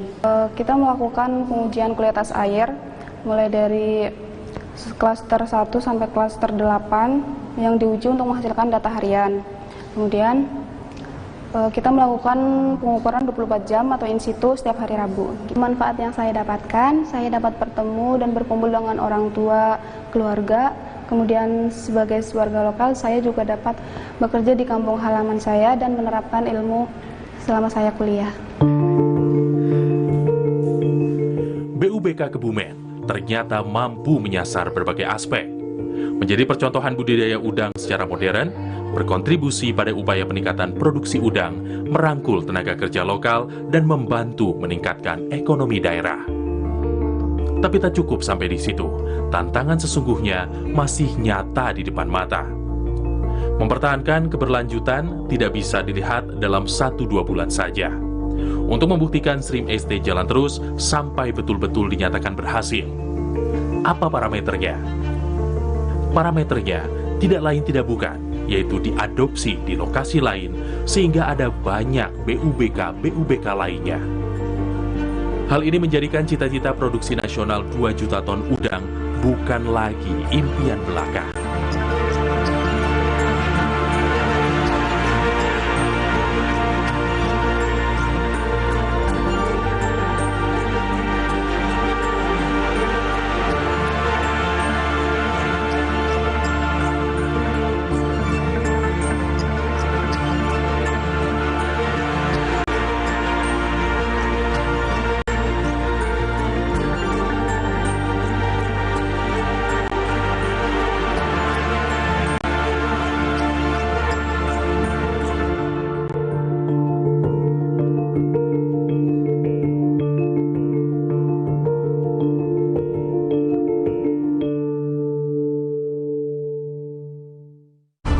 Terima kasih Anda telah menyaksikan Indonesia Bergerak. Dipersembahkan oleh sesaat lagi Anda akan menyaksikan Kompas Update yang didukung oleh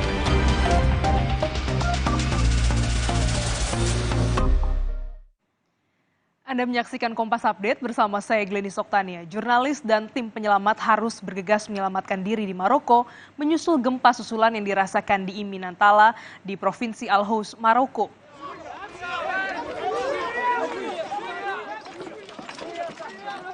Sebelumnya, desa ini hancur dalam beberapa detik pada Jumat lalu ketika gempa berkekuatan magnitudo 6,8 melanda.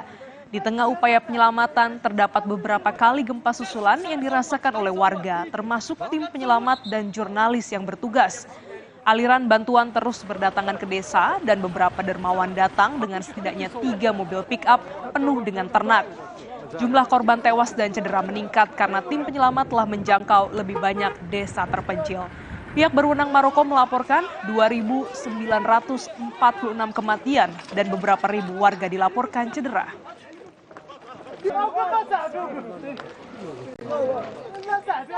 Demikian Kompas Update, saya Glenny Soktania, sampai jumpa. Terima kasih Anda telah menyaksikan Kompas Update yang didukung oleh